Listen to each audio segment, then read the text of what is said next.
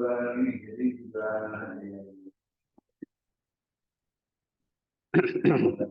kita sampai sampai sore tadi jam 5 betul, makanya harus itu kita kasih kesempatan untuk bertanya jawab. Ya, silakan juga. Bismillah, alhamdulillah, wassalatu wassalamu ala rasulillah wa ala alihi wa sahbihi wa man walah wa la hawla wa la quwata illa billah amma ba'd. Wa hayyikum jami'an bi tahiyatil Islam. Assalamualaikum warahmatullahi wabarakatuh. Ikhwanu fiddin, a'azanallahu wa iyyakum. Salah satu perkembangan dalam dunia fikih khususnya, dunia keilmuan Islam, syariat Islam, yaitu terjadi tatwir. Tatwir itu pengembangan-pengembangan, walaupun pengembangan-pengembangan ini pada prinsipnya memiliki dasar dan akar sejarah. Di Quran pun diceritakan, di hadis dan perilaku kaum salaf. Kalau dulu kita mempelajari fikih Islam, itu selalu identik dengan misalnya fiqhut thaharah, fikih tentang thaharah, fiqhus shalah, fiqhus siyam, fiqhul hajj, fiqhus zakah. Ya, standarnya begitu. Ya, kemudian di ujungnya yang paling akhir biasanya fiqhul jihad. Namun kurang lebih hampir setengah abad belakangan, ya, pembicaraan fikih itu bermacam model, nomenklatur, penamaan. Ada fiqhul ma'alat, yaitu fikih seseorang bagaimana memahami efek atau dampak dari sebuah perkataan atau perbuatan, fiqhul ma'alat. Semisalnya ketika Rasulullah Shallallahu Alaihi Wasallam melihat para sahabat yang begitu keras mencegah seorang laki-laki Badui yang kencing di masjid. Dalam hadis Bukhari, Ja'a Arabiyun fabala ala ta'ifatil masjid. Datang seorang Arabi itu pedalaman, orang Arab Badui. Dia kencing di pojokan masjid. Fazajarahun nas, langsung orang-orang mencegahnya dengan keras. Bukan sekedar melarang, tapi mencegah dengan keras. Fanahahumun nabi. Namun ternyata Rasulullah melarang yang melarang. Jadi mereka-mereka yang sedang mencegah itu oleh Rasulullah malah dilarang. Jangan. Yang Nabi lakukan adalah memerintahkan kepada salah satu mereka untuk nawil ini dalwun kabir. Ambilkan untukku ember yang besar. Tentu sama air-airnya. Buat apa? Oleh Rasulullah pun disiramkan air kencing orang tersebut. Rasul tidak memarahi orang Arab Badui tersebut. Di antara pelajaran dari kisah tadi adalah yaitu mencegah terjadinya situasi yang lebih buruk dibanding yang sudah ada. Sebab kalau seandainya dia dicegah dengan keras, akan muncul kekecewaan terhadap Islam dan kaum muslimin. Dia orang Arab pedalaman yang belum teredukasi bagaimana adab ke masjid. Orang kan ke masjid, tahiyatul masjid ini malah kencing. Nah, dia nggak paham. Maka Rasulullah pun memahami dampak atau ekses nanti kalau seandainya kita mencegah orang ini secara keras. Ini namanya fiqhul ma'alat. Contoh yang lain yang dilakukan oleh Syekhul Islam Ibnu Taimiyah. Ketika beliau melihat sekelompok tentara Mongol atau Tartar yang sedang mabuk, beliau pun lewat bersama kawan-kawannya dan cuek, tidak ada upaya untuk amar ma'ruf nahi mungkar, didiemin. Hingga akhirnya jauh dari pandangan mereka, salah satu murid Ibnu Taimiyah bertanya, "Kenapa engkau diam saja?" Biasanya kalau ada kemungkaran Ibnu Taimiyah itu tegas. Ini kenapa diam saja?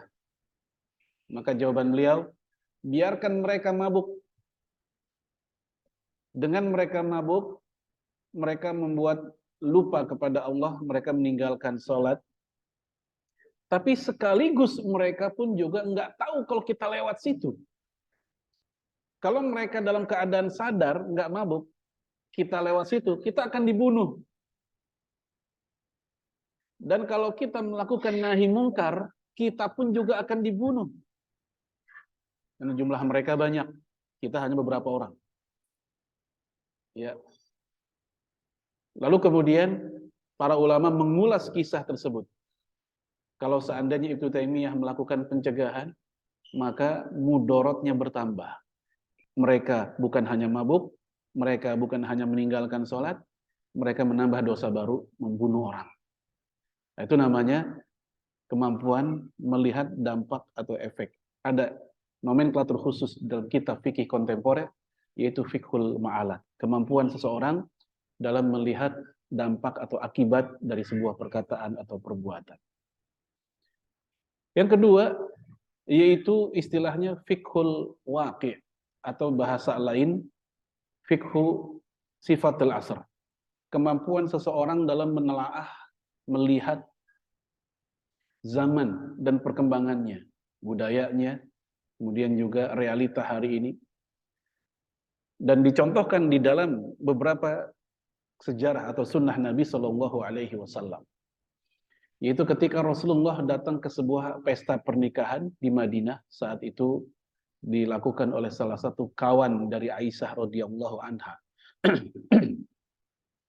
Itu pesta pernikahan sepi, bukan sepi tamu, tamunya merame. Tapi sepi, tidak ada hiburan. Nggak ada orang yang nyanyi gitu misalnya. Lalu Rasul pun bertanya kepada Aisyah, Aisyah, bukankah sahabatmu ini orang Ansor? Orang Madinah, orang Ansor. Dan bukankah orang Ansor itu suka dengan hiburan? Maka Rasul pun memberikan contoh beberapa bait syair yang bisa mereka pakai untuk di pesta pernikahan tersebut. Kisah ini ada dalam kitab Sunan Abi Daud dengan sanad yang sahih. Dan kisah ini salah satu pelajarannya adalah Rasulullah, walaupun beliau alaihi salatu wassalam bukan orang Ansor. Rasul bukan orang Ansor. Dia orang Muhajirin, Mekah. Ketika beliau mengatakan, bukankah orang Ansor suka nyanyian, suka hiburan? Ini kalimat menunjukkan Rasul tahu, ngerti budaya yang bukan budaya dirinya. Yang bukan budaya kampungnya, yaitu Muhajirin. Bukankah orang Ansor suka nyanyian? Ini namanya kemampuan seseorang dalam mengambil sikap terhadap realitas sedang dia lagi di mana. Waktu pertemuan yang kapan kita pernah ngebahas tentang hadis ya gulam samillah. Wahai bocah, kalau makan baca bismillah. Wa kul biyaminik, kalau makan pakai tangan kanan. Wa kul mimma yalik, dan kalau makan ambil yang terdekat. Ini kalau kita pahami hadis ini secara harfiah apa adanya, maka niscaya ketika ada orang lagi makan bersama kawan-kawannya dengan makanan yang disaprah begitu aja, kayak di rumah nasi Padang, dan ternyata yang dekat sama dia adalah kobokan dan acar, ya tentu ini kesian orang ini. Apalagi pas dia mau ngambil yang jauhan gitu, temennya baca hadis yang tadi, kul mimma yalik, makan yang deketan. Nah ternyata ada realita, ada sejarah yang harus difahami tentang asbabul wurud hadis tersebut. Seperti yang dijelaskan oleh Imam Ibnu Abdul Bar, seorang ulama Maroko. Kalah ya? Ya. Ulama Maroko, ya di zaman itu, aslinya mah dia Andalusia, aslinya. Tapi dia hijrah ke Maroko, jauh banget dari Spanyol ke Maroko. Ya. Kemudian Ibnu Abdul Bar mengatakan dalam kitab Al-Istidhkar, maksud hadis itu karena di zaman Rasul makanan masih satu jenis. Di zaman Rasul makanan masih satu lauk, nggak macem-macem. Jadi apa perlunya ngambil yang jauh-jauh, yang deketan juga sama, itu maksudnya. Nah sementara kemudian berubah di zaman Ibnu Abdul Bar, apalagi di zaman kita udah abad 15 Hijriah. Budaya makan sudah mengalami perubahan, seperti yang tadi saya contohkan. Oleh karena itu ketika ada orang pingin ngambil yang jauh, dia nggak ada masalah, karena nggak lagi ketemu ya asbabul wurudnya saat itu seperti itu. Itu namanya illah hukum, illat hukum.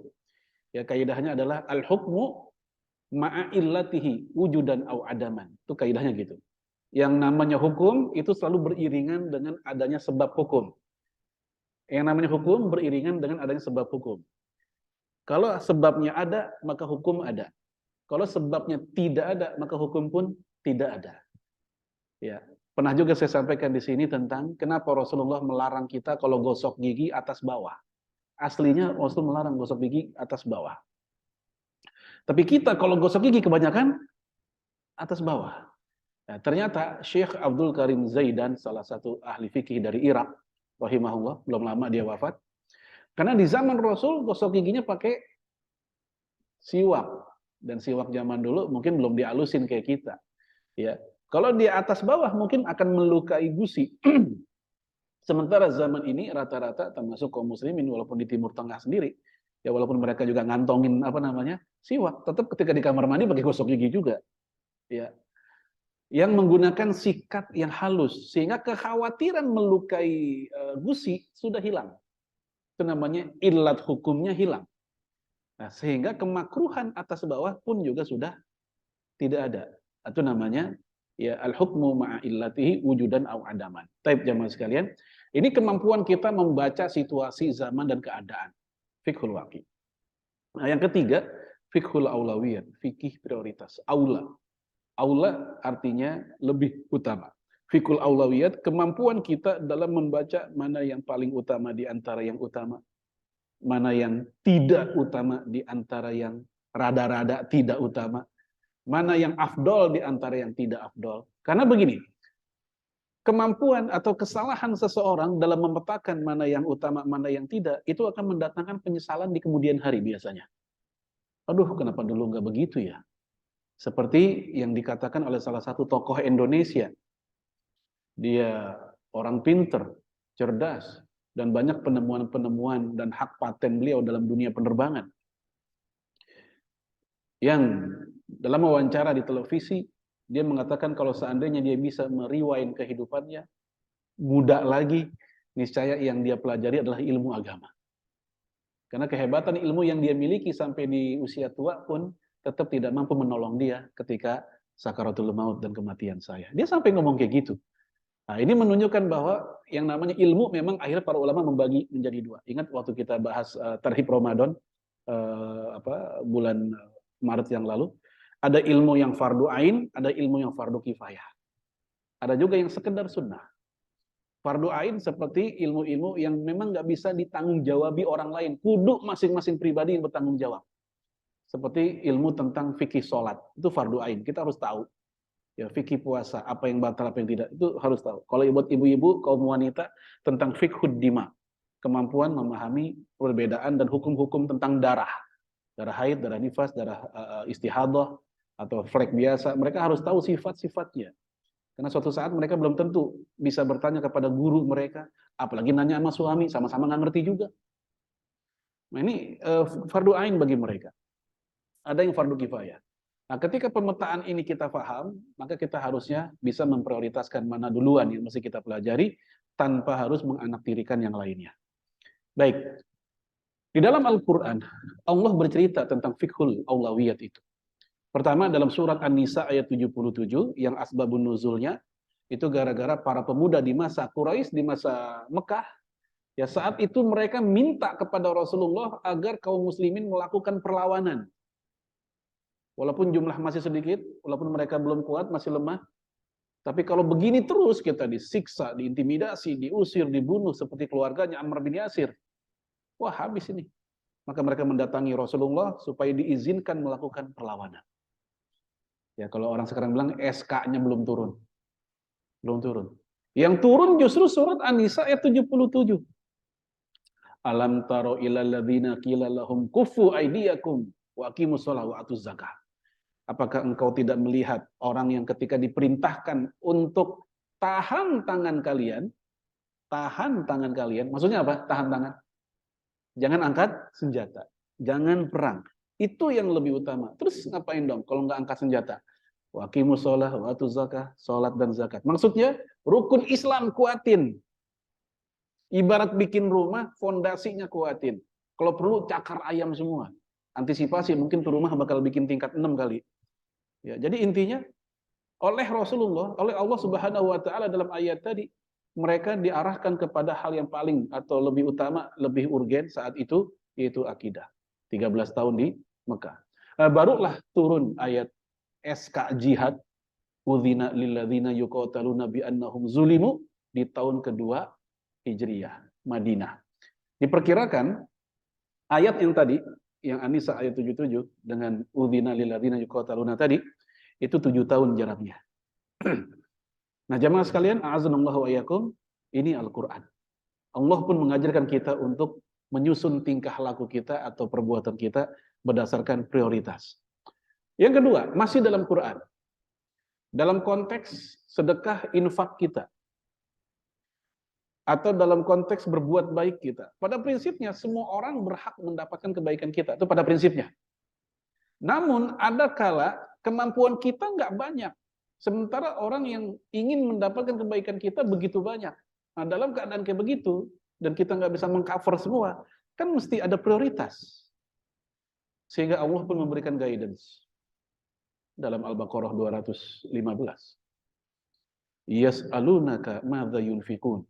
Mereka bertanya kepadamu tentang bagaimana nih infak, bagaimana ini sedekah.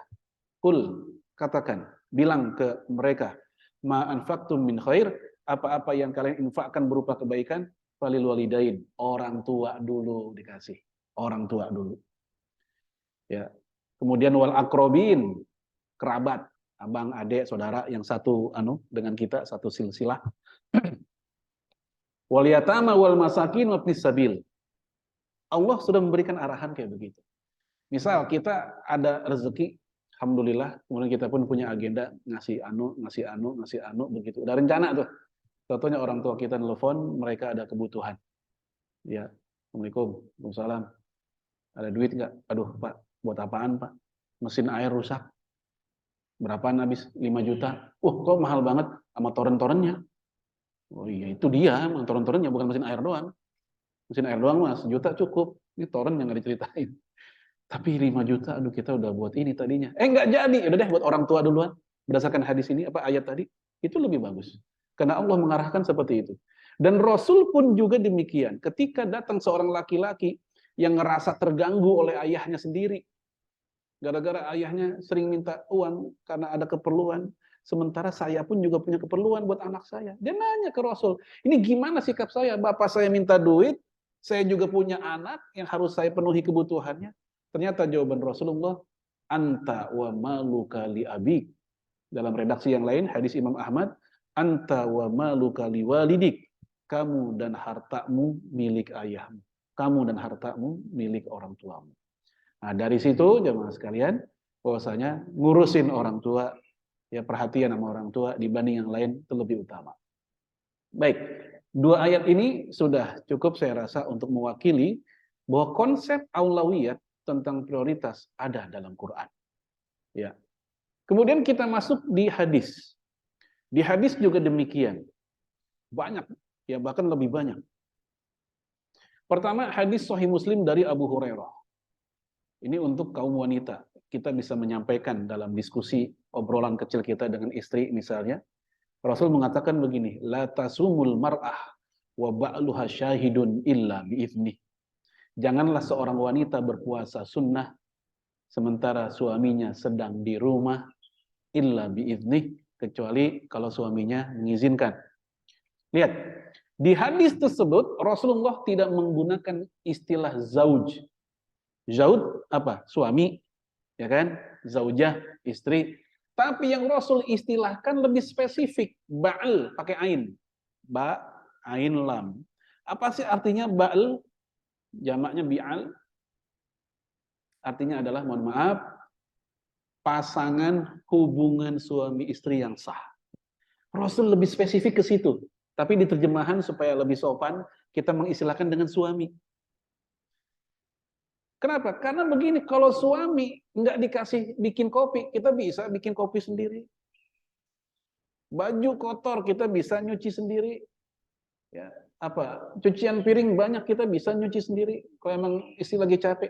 Tapi kalau untuk urusan bi'al atau ba'al ini nggak bisa ada perwakilan. Kecuali yang halal sama istrinya doang. Maka wajar Rasul spesifik itu. Janganlah seorang istri di rumah dia berpuasa, sunnah konteksnya. kecuali suaminya ngizinin. Bang, besok saya mau puasa Senin Kemis. Ya, lu tega. Lah, emang apa bang? Besok saya mau WFH. Lah, WFH kan kerja bang, ngapain? Ya, WFH kan kerja. Ya, taib. Nah, ini fikih aulawiyat. Kesimpulannya dalam hadis tadi, utamakan yang wajib, dan itu kewajiban ain itu. Karena nggak bisa diwakilin sama orang lain itu. Dibanding puasa sunnah. Kecuali puasa wajib kayak Ramadan, ini mah nggak usah. Ya, Allah yang sudah langsung suruh dan izinkan. Ya, atau kalau puasa qadha gimana? Puasa qadha itu wajib muassa. Istilah Sayyid Sabiq, wajib muassa. Itu kewajiban yang lapang waktunya. Sehingga seseorang bisa diskusi baik-baiklah dalam masalah itu. Tapi kalau untuk yang Ramadan ya maka ini sudah Allah yang mengizinkan dia. Baik, itu yang pertama di hadis.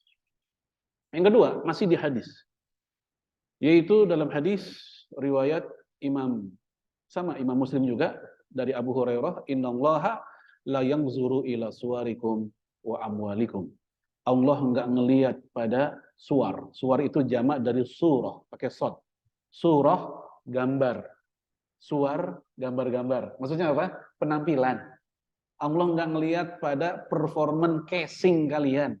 Ya, mau peci kalian mahal, murah, berkelas, mereknya terserah dah. Karena ada orang kalau sholat atau apa pakai peci, kalau nggak awing kagak mau dia. Maunya yang awing. Kain sarung kalau nggak BHS nggak mau. Ya, yang model apa nggak mau dia. Ya, baju juga, baju koko kayak baju kemeja kayak ya harus berkelas. Oke, manusia memang melihat kalau manusia. Karena biasanya manusia akan punya penilaian.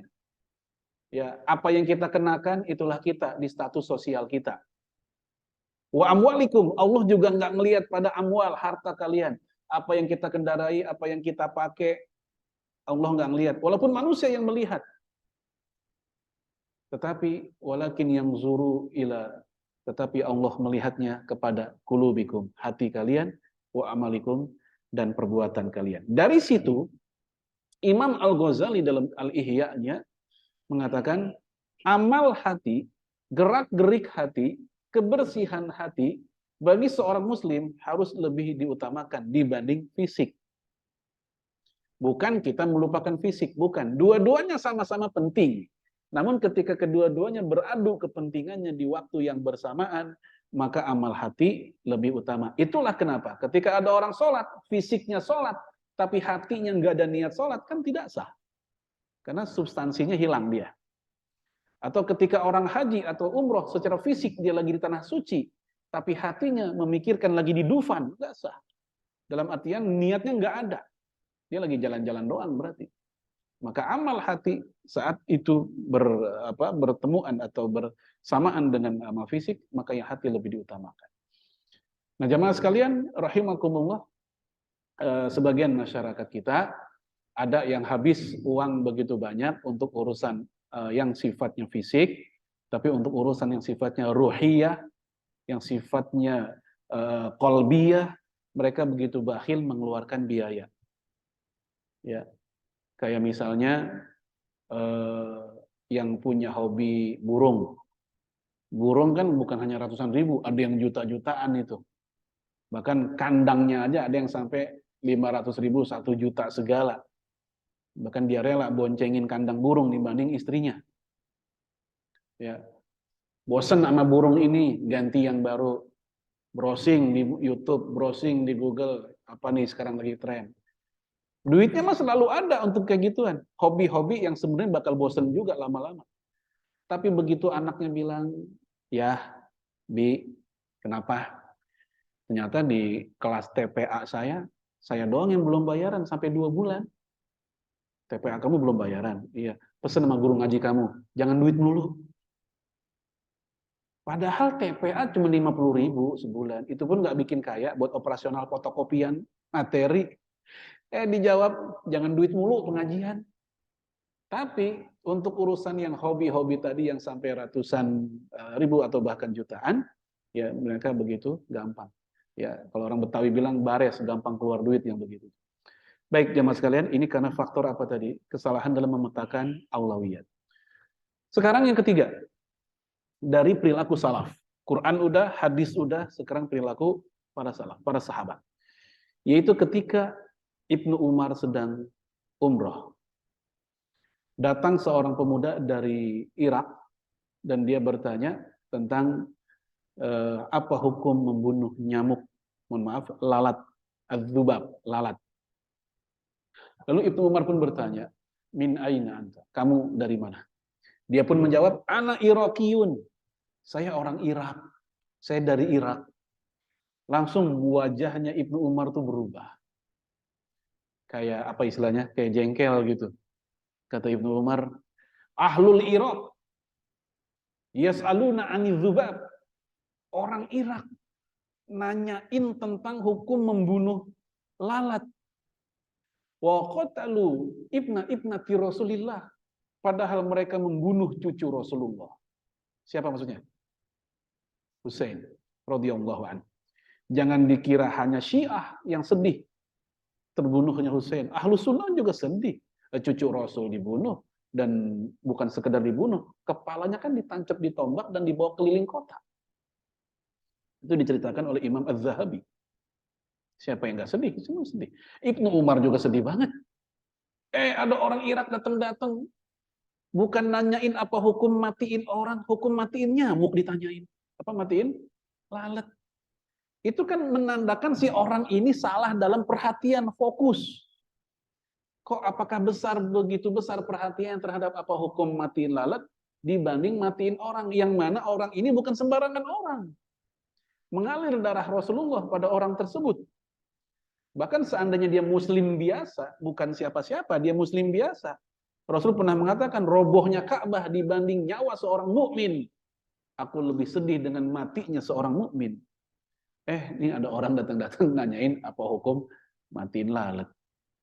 Baik, hal ini kalau kita tarik ke zaman kita, itu juga banyak orang Islam seperti itu.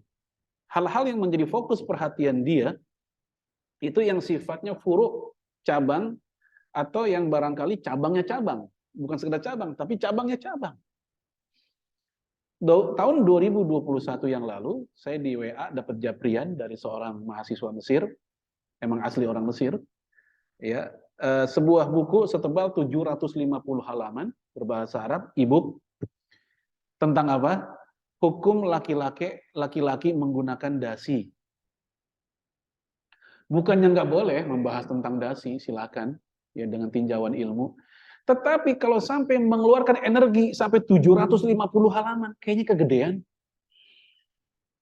Ya, ibaratnya kalau ada buaya lewat dan mengancam kehidupan kita, nggak cukup pakai pisau lipat, pengok tuh pisau. Pakai parang, seimbang. Ada lalat, ada nyamuk yang mengganggu kita, pakai mortir, mati serumah. Bukan nyamuknya doang. Ibaratnya begitu. Ini orang untuk masalah dasi yang sebenarnya kalau kita menggunakan 20 halaman sudah cukup kok. Ini 750 halaman. Akhirnya saya bilang ke orang itu, saya komentarin, saya baca kesimpulannya aja dah langsung. Capek. Ternyata kesimpulannya haram. Laki-laki pakai dasi haram. Jadi anak-anak kita hari Senin upacara bendera pakai dasi kan ya biasanya. Itu haram tuh bocah tuh pada tuh. Ya. Apa alasannya? Man tasyabbaha biqaumin fahuwa minhum. Siapa yang menyerupai sebuah kaum, maka dia bagian dari kaum itu. Lalu hadis yang kedua, laisa minna man tasyabbaha bighairina. Bukan golongan kami orang yang menyerupai selain kami. Nah, jemaah sekalian, ini perlu kita sorot lah. Penggunaan dua hadis ini untuk masalah dasi itu tidak pas. Karena maksud hadis tersebut adalah tasyabbuh, menyerupai dalam hal-hal yang khas, yang khusus, yang memang membuat brand itu non-muslim. Bukan untuk hal-hal yang sifatnya universal. Oleh karena itu Syekh bin Baz ditanya apa hukum laki-laki pakai jas, pakai celana panjang. Dia mengatakan nggak ada masalah, itu pakaian universal, pakaian alamiah. Ya, Barat, Timur menggunakannya, Islam dan Muslim menggunakannya. Itu para ulama Saudi. Di Lajnah Daimah Saudi Arabia juga demikian. Ulama Mesir, ulama Jordan. Bahkan kalau di Indonesia, Buya Hamka pun pernah lihat fotonya. Pakai jas dia. Begitu. Ya, termasuk juga para ulama kontemporer. Pernah lihat fotonya ini Ustadz Ahmad Hasan, pendiri tokoh Persis. Dia pun juga peci biasa dan pakai kemeja biasa, begitu. Baik, jamaah sekalian, a'azanallahu wa iyyakum, Rasul pun menggunakan jubah Romawi. Dalam hadis Sahih Muslim dan Abu Daud, jubbatan rumiyatan doyikoh. Rasul menggunakan jubah Romawi yang sempit, doyikoh sempit. Dan kalau jubah Romawi, maksudnya apa? Jubah yang berasal atau dibikin sama orang Romawi. Dan Romawi di masa Rasul, baik timur maupun barat, itu Nasrani semua. Baru di zaman Muhammad Al-Fatih, Romawi Timur yang Konstantinopel menjadi Islam, kemudian jadi Turki. Adapun Romawi Barat sampai hari ini masih Nasrani, yaitu Italia. Taib. Nah, apakah lantas gara-gara kasus tadi kita katakan Rasulullah menyerupai orang kafir? Karena menggunakan baju Romawi. Kan tidak. Baik, ini sekali lagi contoh dari sahabat, yaitu Ibnu Umar, tentang kejengkelan beliau ketika seseorang kok lebih perhatian dengan masalah itu dibanding masalah yang lebih besar tentang nyawa seorang manusia. Yang kedua, masih di sahabat, yaitu Ibnu Abbas. Kalau ini ada dalam kitab Al-Musannaf Ibnu Abi Syaibah, kalau yang sebelumnya dalam kitab Sahih Bukhari. Jadi saat itu Ibnu Abbas lagi ngumpul dengan para sahabat dan Rasul sudah nggak ada, Rasul sudah wafat. Ya, datang seorang laki-laki, ja'a rajulun ila Ibnu Abbas waqal, dia bertanya, apa pertanyaannya? Ya, man qatala mu'minan taubatun, liman qatala mu'minan taubatun. Apakah orang habis membunuh seorang mukmin, lalu si pembunuh ini bertobat, tobatnya diterima? Itu pertanyaan dia. Orang habis ngebunuh dia tobat, apakah tobatnya diterima? Ibnu Abbas nggak langsung jawab, dia ngelihat orangnya, gesturnya dilihat dulu. Setelah itu dia jawab, lah, enggak diterima. Illan nar, kecuali neraka tuh orang. Falamma dzahaba, akhirnya si laki-laki tadi pun pergi. Dia pergi, begitu udah nggak kelihatan, ya faqala lahu julasa'uhu, orang-orang yang lagi julasa itu julus, duduk, ya apa istilah lainnya, lagi kongkow lah, lagi nongkrong lah bersama Ibnu Abbas, itu berkata kepada Ibnu Abbas, kenapa engkau memfatwakan berbeda sama kita? Kemarin katanya orang membunuh bertobat, taubatun makbulah, tobatnya makbulah, diterima. Kok sekarang nggak diterima? Jawabannya beda. Ya, lalu kata mereka, ma bala hadzal yaum, emang ini hari ada apa sih kok jawabannya berubah? Kata Ibnu Abbas, ahsibuhu rajulun mugdabun. Ya, emang ente nggak ngelihat? Itu orang lagi marah. Rajulun mugdabun, laki-laki yang sedang marah. Wa yuridu ayyuqtala mu'minan. Dia pengen membunuh orang. Marahnya. Makanya Ibnu Abbas nggak langsung jawab, ngeliat gesturnya dulu. Lihat mukanya, apanya. Kalau saya jawab, iya, tobatnya diterima. Jadi dia bunuh orang, toh mumpung tobatnya diterima.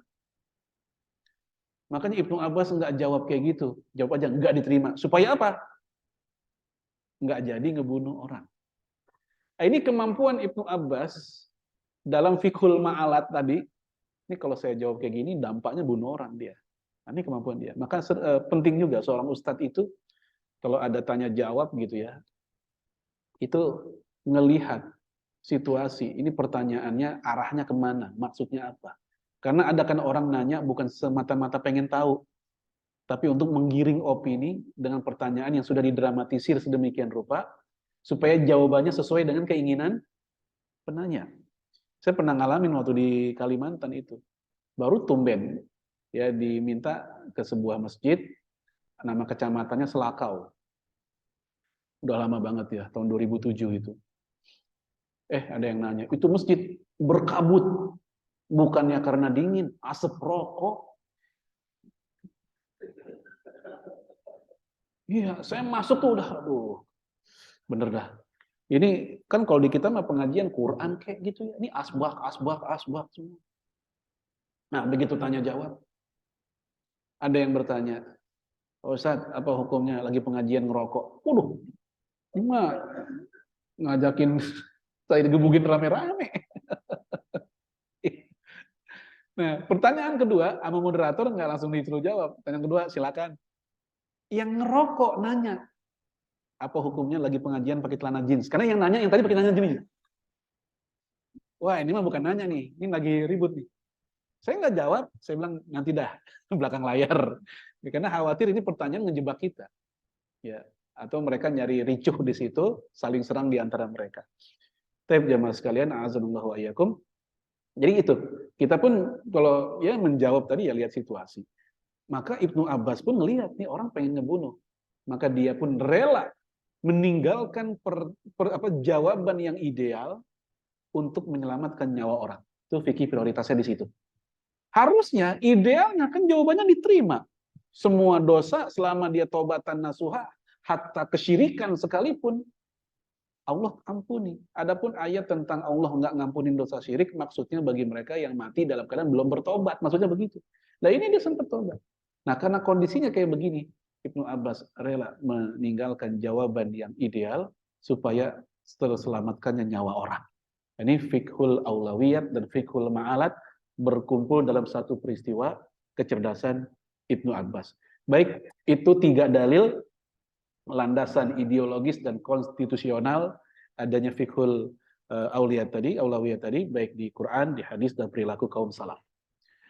Kemudian kita masuk pada kaidah-kaidahnya. Pertama, yassiru wala tu'assiru, basyiru wala tunaffiru. Oleh Rasulullah digabungkan dalam satu hadis ketika Rasul ngasih nasihat ke Mu'az bin Jabal dikala Mu'az bin Jabal dapat proyek mengislamkan Yaman.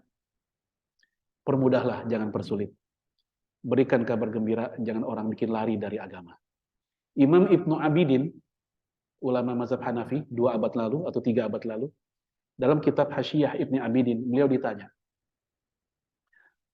apa pendapat Anda tentang seorang imam sholat raweh yang baca suratnya panjang-panjang dengan alasan lama berdiri lebih utama dibanding banyak sujud. Ya, lama berdiri lebih utama dibanding banyak sujud. Dibanding seorang imam yang bacaannya pendek-pendek, suratnya pendek-pendek, yang dengan bacaan pendek itu jumlah jamaah pun konstan. Jamaah tarawih tetap. Jadi keluhan tentang jamaah tarawih pada kabur dan berkurang udah ada berabad-abad lalu ternyata. Ya sampai itu ditanyain di dalam kitab Hasyiyah Ibnu Abidin. Ya. Ibnu Abidin menjawab lebih utama yang kedua. Ya, yang pendek-pendek jumlah jamaah konstan dibanding yang pertama. Apa alasan beliau? Zaman kita bukan zaman kenabian. Zaman kita bukan zaman para sahabat, para tabi'in yang mereka kuat, dengerin panjang-panjang mereka kuat. Zaman kita imam baca sabihis itu yang dehem udah banyak. Ya kalau di PNF mungkin kuat-kuat lah.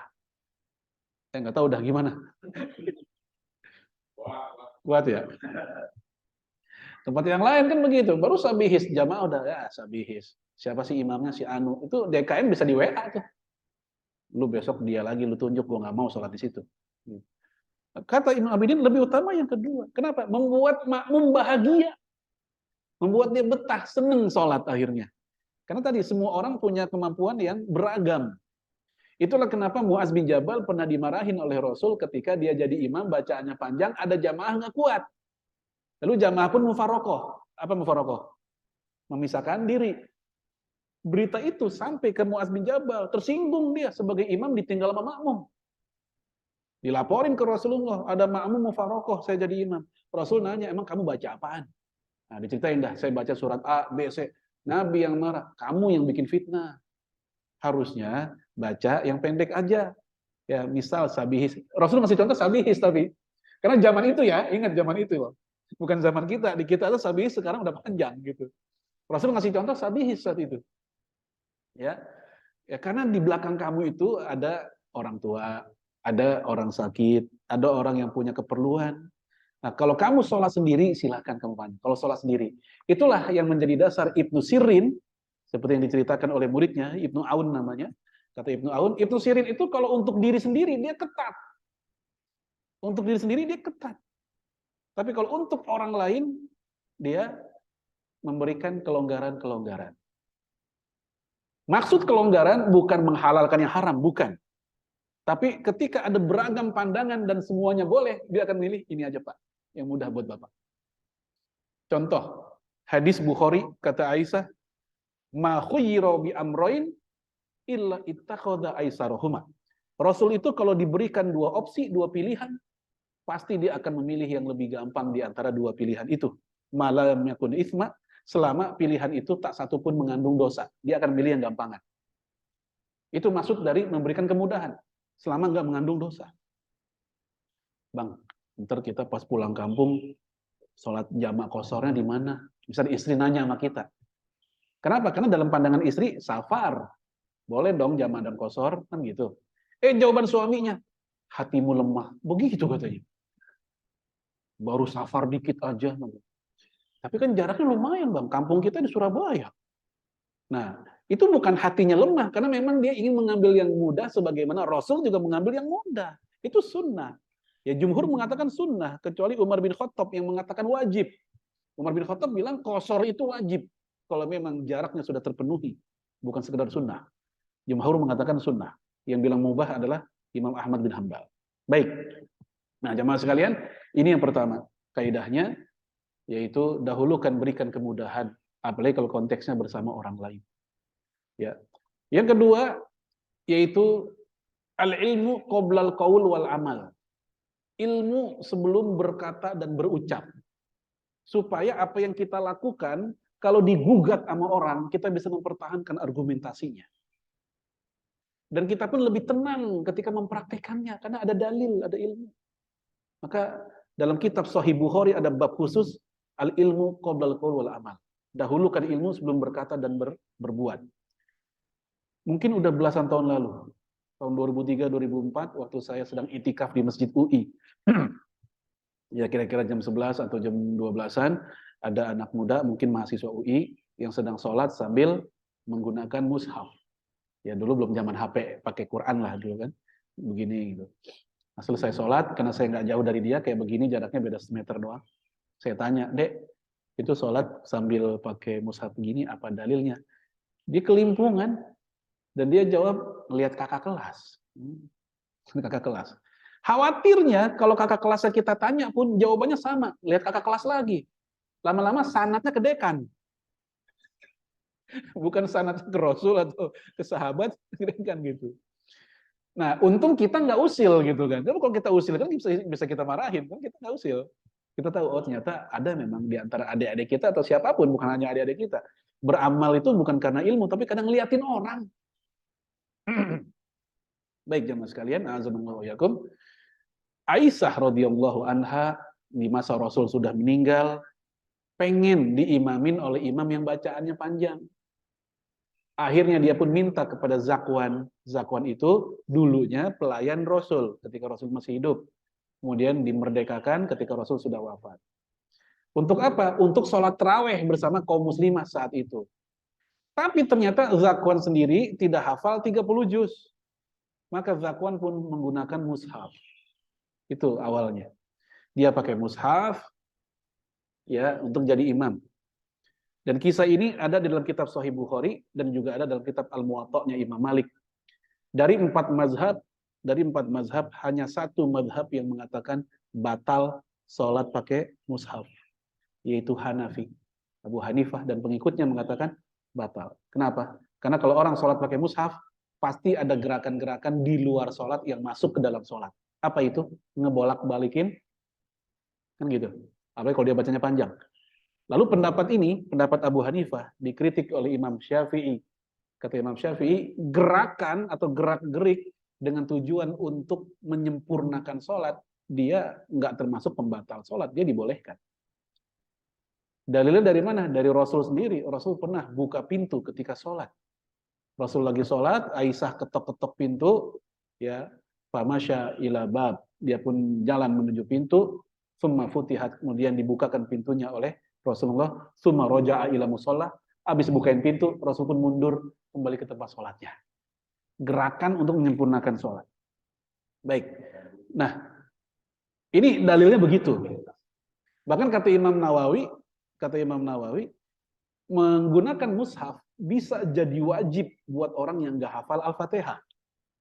Kan Al-Fatihah rukun. Kalau dia nggak baca Al-Fatihah batal.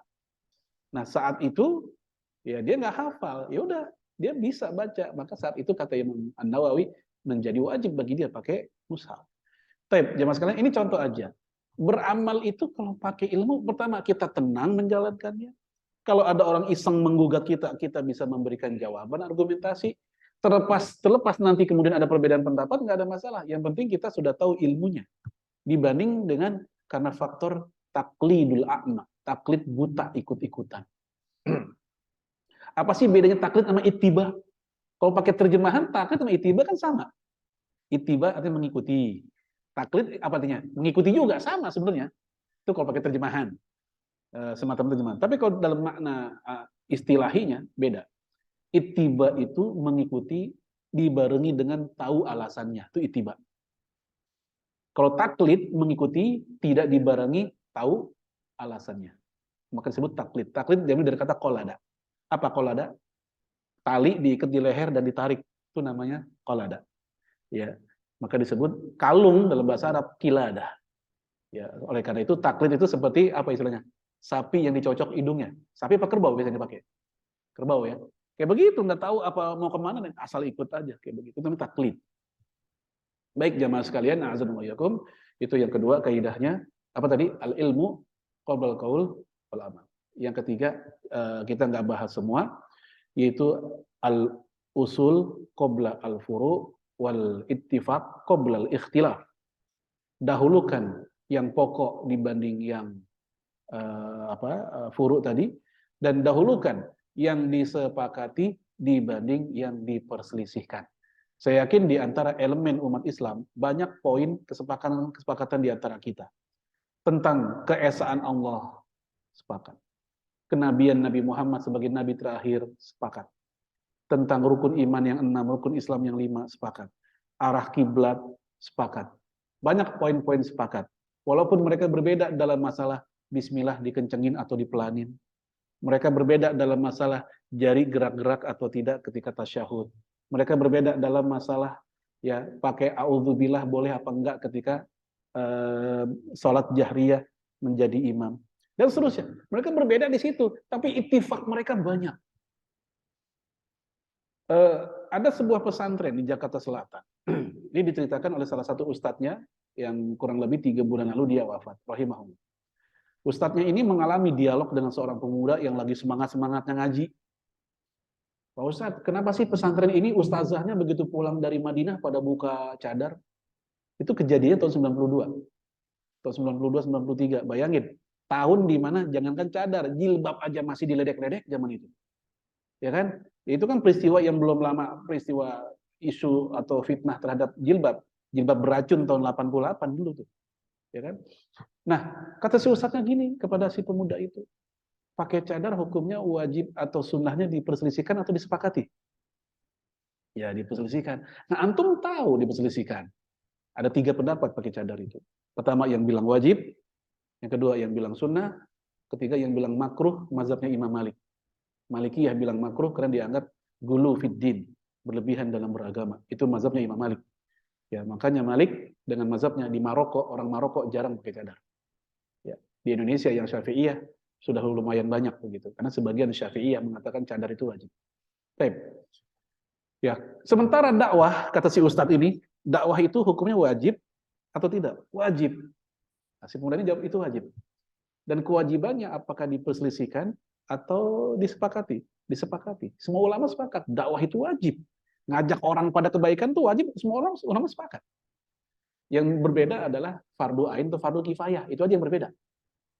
Lalu kata si ustadz ini, ya sudah kalau begitu, supaya kaum muslimah ini bisa dakwah di masyarakat di Jakarta Selatan, di daerah Mampang saat itu, ya, karena kalau pakai jilbab aja belum bisa masuk, apalagi pakai cadar. Saat itu ya sekali lagi, maka mereka rela meninggalkan yang diperselisihkan, cadar tadi, untuk sesuatu yang disepakati, yaitu apa namanya? Dakwah. Itu namanya al-ittifaq qabla al-ikhtilaf. Ya, berkutatlah pada yang disepakati sebelum kepada yang diperselisihkan. Namun jawaban si pemuda tadi langsung ngegas, ya dia malah mencela si ustadz ini dan pesantren tersebut dengan mengatakan, kalau gitu saya tidak mengkafirkan antum, saya kafirkan pesantren antum. Satu pesantren dikafirin sama dia. Ini karena, mohon maaf, kegagalan dalam memahami al-ittifaq qabla al-ikhtilaf. Tapi jemaah sekalian, lagi mohon maaf, belum semua kita bahas. Ya, ada 8 kaidah sebenarnya, kita baru bahas 3. Barangkali ada diskusi. Wallahu a'lam bishawab. Assalamualaikum warahmatullahi wabarakatuh.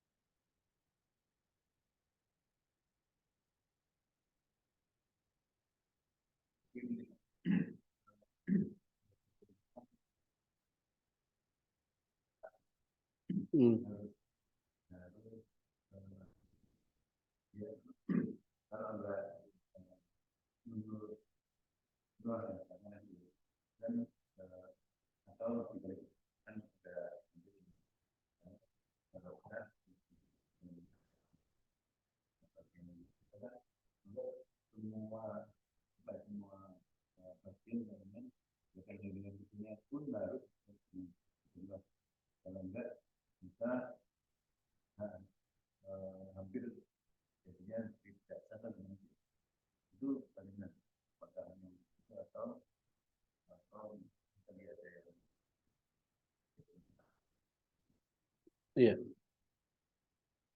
Ya, dalam bab sholat tentu ada penjelasan para fuqaha ya tentang apa yang Rasul lakukan. Mereka membuat klasifikasi. Terlepas dari kita memang mesti ittiba ke Rasul. Ya. Ada yang mengklasifikasi dari perbuatan Rasul itu di dalam sholatnya masuk kategori arkanus sholat, rukun sholat. Tanpa rukun berarti tidak sah. Tapi jangan lupa, rukun sholat sendiri itu tentang ada berapa rukun sholat, tidak satu kata. Walaupun mirip ya, ada kemiripan. Rata-rata mengatakan 13 sampai 14. Ya. Kecuali mazhab Hanafi yang lebih singkat. Mazhab Hanafi itu mengatakan baca Al-Fatihah bukan rukun. Alias sholat nggak pakai Al-Fatihah tetap sah. Loh, kan Nabi pakai Al-Fatihah. Ya. Rasulullah pakai Al-Fatihah kan. Nah, kata mazhab Hanafi, Rasul yang nyuruh nggak pakai Al-Fatihah. Bukan kita bingung, mana dalilnya? Ada, hadis Bukhari. Ya, kata Rasulullah, idza kunta ila shalah, kalau kalian pengen sholat, idza kumta ila shalah, kalau kalian pengen sholat, ya, fakabbir, takbirlah, tsumma qra, lalu bacalah, ma tayassara ma'aka minal Qur'an, baca yang paling gampang dari Al-Qur'an. Rasul nggak nyebut bacalah Al-Fatihah, bacalah yang paling gampang dari Al-Qur'an. Dan ini sejalan dengan Al-Qur'an juga. Faqra'u ma tayassara minal Qur'an. Di Qur'an juga ada itu. Itu dalil mazhab Hanafi. Rasul nggak nyuruh baca Al-Fatihah. Tapi nyuruhnya baca yang paling gampang. Dan ini juga bukan hanya mazhab Hanafi, ini pendapat Sufyan Ats-Tsauri dan Al-Auza'i. Jadi ketika ada orang, mohon maaf, ketika dia sholat dan mengklaim inilah yang paling sunnah, itu nggak boleh sebenarnya. Karena para ulama pun yang ternyata beda sama dia, mereka juga punya hadis untuk melakukan apa yang mereka yakini. Terlepas dari kita nggak sepakat dengan pendapat itu mah lain lagi kalau masalah itu. Contoh yang lain, ya, ketika Abu Hurairah sholat, bismillahnya dikencengin, membuat jamaah bertanya, emang kayak gitu sholatnya Rasul? Kata Abu Hurairah, hakadha ra'aituhu min Rasulillah alaihi salatu wassalam. Itulah yang aku lihat dari sholatnya Rasulullah. Lalu kata Ibnu Katsir, hadis ini sahih. Ini ada dalam beberapa kitab, Sunan Al-Kubra Baihaqi, kemudian kitabnya At-Tabrani juga ada. Namun Anas bin Malik bilang, aku sholat bersama Rasul 8 tahun. Sholat bersama 4 khalifah. Aku belum pernah melihat mereka sholat bismillahnya dikencengin. Gitu. Lalu oleh Ibnu Qayyim, kedua kelompok ini, kedua dalil ini dikumpulin dalam kitab Zadul Ma'ad. Kata Ibnu Qayyim, kesimpulannya, sholat bismillah dikencengin, sunnah. Sholat bismillah dipelanin juga sunnah. Gitu. Jadi selama ada dasar sanad hingga sampai ke Rasulullah atas pijakan dan penelitian para ulama yang terpercaya, maka silakan dipakai itu. Dan dia pun tidak boleh langsung mengklaim sebagai satu-satunya yang paling sesuai sunnah Rasul. Maka jangan dikira kitab Syekh Al-Albani sifat sholat Nabi itu nggak dikritik. Itu pun juga dikritik oleh sebagian ulama Saudi, Syekh Jibrin, termasuk Syekh Utsaimin sendiri. Ya, ada bagian-bagian yang dikoreksi oleh para ulama. Dan itu biasa, saling koreksi antar para ulama itu biasa. Bukan karena mereka main jago-jagoan, bukan. Tapi dalam rangka untuk ya mana yang menurut mereka lebih sahih. Ya. Baik. Oleh karena itu untuk masalah sholat, sekali lagi kesimpulannya atau rumusnya, selama bagian dari perbuatan tersebut ada dasarnya dari para ulama dengan sanadnya tadi, maka silakan dipakai. Ya, dan kita berbaik sangka mereka menyimpulkan nggak mungkin hasil karangan sendiri. Mereka mempraktekkan dan mengatakan ini yang sunnah, ini yang rukun, itu hasil karangan sendiri. Pasti mereka ada dasar untuk seperti itu. Coba kalau kita sholat, pakai iftitah nggak? Kita pakai kan? Dalam mazhabnya Imam Malik, iftitah itu makruh. Mereka kalau sholat nggak ada pakai iftitah. Ya. Paling orang kita kalau nggak pakai iftitah, kalau lagi buru-buru doang, sholat sunnah biasanya. Ya kan? Mazhabnya Imam Malik nggak pakai. Imam Malik pernah ditanya, ya aku dengar engkau nggak pakai iftitah. Marah Imam Malik begitu. Diomelin yang nanya. Ya. Karena terkenal saat itu dia termasuk yang berpendapat iftitah itu nggak ada. Bahkan hingga sampai memakruhkan. Mereka juga ada dalil dalam kitab hadis Al-Muwatta. Saya punya itu. Itu tentang dalil-dalil sholat tanpa iftitah. Cukup banyak, lebih dari 5 hadis. Ya, termasuk tadi hadis yang tadi tuh, ya thumma idza qumta ila shalah ya fakabbir thumma qra. Kalau kamu pengen sholat, lalu takbirlah, lalu bacalah yang paling mudah dari Quran. Jadi bukan baca iftitah, tapi yang mudah dari Quran. Dari itu juga jadi dalil buat golongan Malikiyah. Nah, ini menunjukkan bahwa seaneh apapun sebuah pendapat dalam pikiran kita, selama pendapat itu ada dasar, ada hadisnya, kita jangan langsung nuduh salah. Ini bukti bahwa kadang kita memang butuh banyak literatur. Kenapa kita bilang salah dan aneh? Karena kita bacaannya itu-itu aja. Sehingga ketika kita ketemu sama yang lain, kita kayak terkaget-kaget gitu. Wallahu a'lam.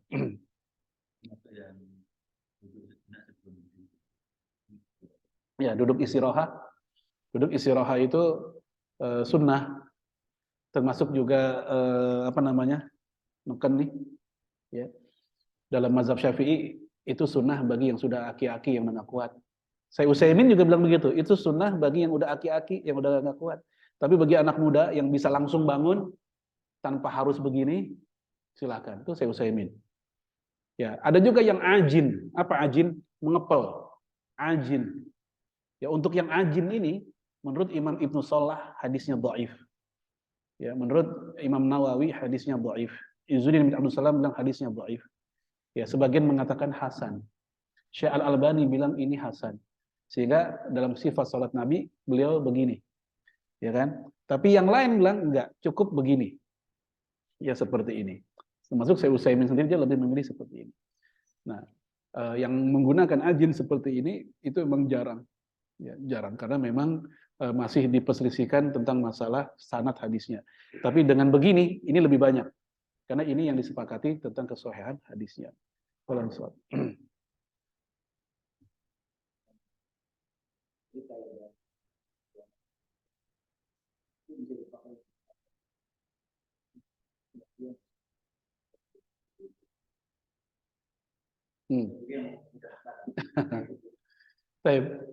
Itu istilahnya tatabu ar-rukhas.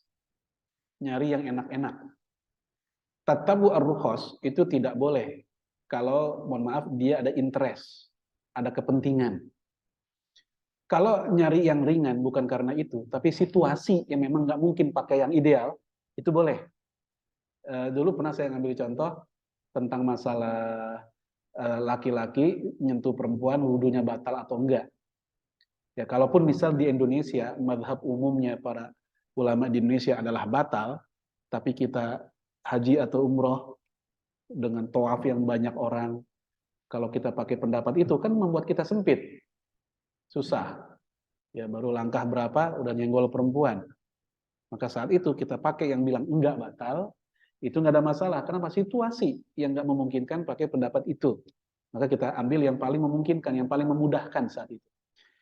Tapi kalau bukan situasi, ini karena tadi dia ada interest. Contoh seperti orang nikah, nggak pakai wali, nggak pakai saksi. Jadi berdua-duaan tuh sama perempuan, sama maharnya. Wali si perempuan kagak ada, saksi pun nggak ada. Begitu ditanya, kenapa Anda nikah nggak ada wali? Menurut Abu Hanifah, wali bukan rukun nikah. Sehingga nikah tanpa wali sah. Terus kok saksi nggak ada? Kata Imam Malik, saksi bukan rukun. Nikah tanpa saksi sah, walaupun makruh. Kesimpulannya, saya tetap sah. Comot-comot. Itu apa bedanya sama pelacuran jadinya? Kan sama perempuan berdua tinggal bayar doang mahar, apa bedanya gitu. Itu yang nggak boleh, karena dia juga ada interest itu, ada keperluan di situ dia. Pola miswak. Cukup?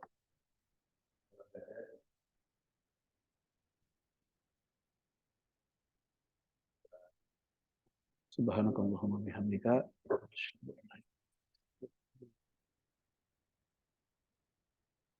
Waalaikumsalam.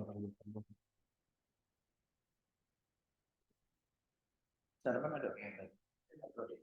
Sarapan disediakan.